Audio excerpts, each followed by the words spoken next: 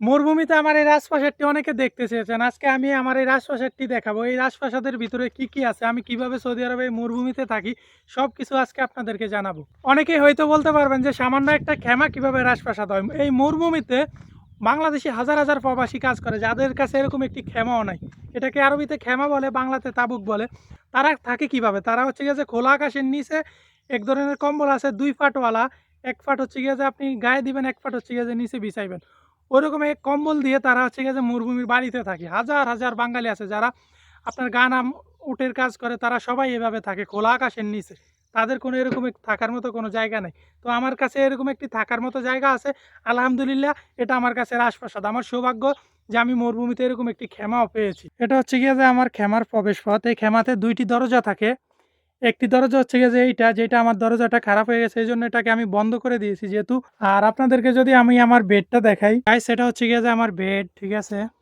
আর হচ্ছে গিয়ে যে দেখেন আমার প্রথমে আছে কি কি, আমি আপনাদেরকে যদি দেখাই, এই যে এটা হচ্ছে গিয়ে যে আমার চুলা। আমি হচ্ছে গিয়ে যে এখানে রান্না করি, ঠিক আছে। এটা আমার চুলা, আমি এখানে রান্না করি।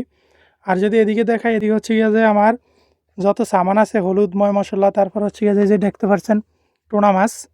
এগুলো হচ্ছে গিয়ে যে যেহেতু সৌদি আরবে মরুভূমিতে আমি থাকি, তাই এগুলো এই মাছগুলো হচ্ছে গিয়ে যে আমাকে যেগুলো ডিব্বাতে আছে, এই ডিব্বার মাছগুলো এনে রাখতে হয়। আমি যদি আরও কয়েকটা ধরনের মাছ দেখাই আপনাদেরকে, দেখেন, ঠিক আছে। এটা শেন্ডিং ফিশ এগুলোকে বলা হয়। আর এটা হচ্ছে গিয়ে যে টোনা, বুঝতে পারছেন। আরেকটা শেন্ডিং ফিশ আছে আরেক রকমের, আমি যদি আপনাদেরকে দেখাই, এই যে দেখেন, এটা শেন্ডিং ফিশ। 3-4 ধরনের হচ্ছে গিয়ে যে আমার কাছে মাছ এনে রাখতে হয়। আরেকটা টোনা মাছ আছে, আপনার যদি আমি আরেকটু দেখাই, এই যে এটা আবার আরেক ধরনের মাছ, ঠিক আছে।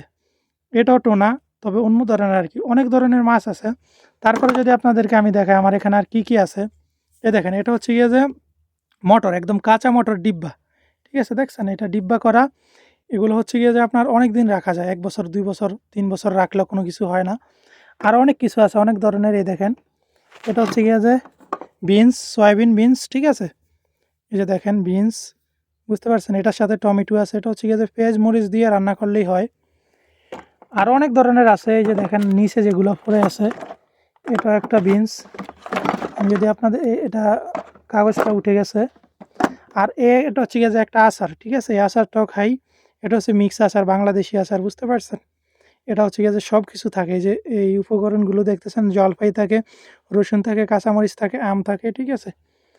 আর এদিকে যদি আপনাদেরকে আমি একটু দেখাই, আমার কাছে আর মরুভূমিতে এই মাজরার ভিতরে খেমার ভিতরে কি কি আছে। এটা হচ্ছে গিয়ে যে ট্যাঙ্ক। এই যে রমজান মাসে আমাকে হচ্ছে গিয়ে যে কপিল ট্যাঙ্ক এনে দিছিল, দুধ এনে দিছিল। দেখেন ট্যাঙ্কটা এখনও পুরা ভর্তি। আর এই যে দেখেন রুয়াবজায় রুয়াবশাটাও দেখেন, আমি হচ্ছে গিয়ে যে অর্ধেকের মতো প্রায় শেষ করছি রমজান মাসে, বাকিটা রয়েছে। আর এটা হচ্ছে গিয়ে যে গ্যাস ডাব্বা। আমার এখানে হচ্ছে গিয়ে যে গ্যাসে রান্না করতে হয়। আর এদিক দিয়ে যে দেখতেছেন এই ডিব্বাগুলো, এই ডিব্বাগুলো তো হচ্ছে গিয়ে যে আমার যত চাল ডাল আছে এগুলো।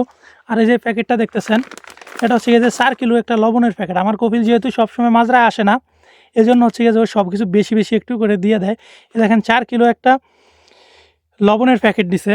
আগের ভিডিওটাতে আমি হচ্ছে গিয়ে যে আমার মাল সাবানা দেখাইছি, অনেকে অনেক ধরনের ব্যাড কমেন্ট করছেন, তারা বলতেছেন যে সৌদি এসব খানা নাকি জীবনও দেয় না। দেখেন আপনাদেরকে সিম্পল একটা দেখালাম, এই যে 4 কিলো একটা লবণের প্যাকেট দিছে। কোনো সৌদি এরকম 4 প্যাকেটের লবণ দেয়? সব সৌদিরা হচ্ছে গিয়ে যে এরকম একটা দেয়, ঠিক আছে। এরকম একটা ডিব্বা দেয় 2 রিয়েলের, বুঝতে পারছেন। সেই জায়গায় দেখেন স্বাভাবিক লবণে দিছে ও 4 কিলো, বুঝতে পারছেন।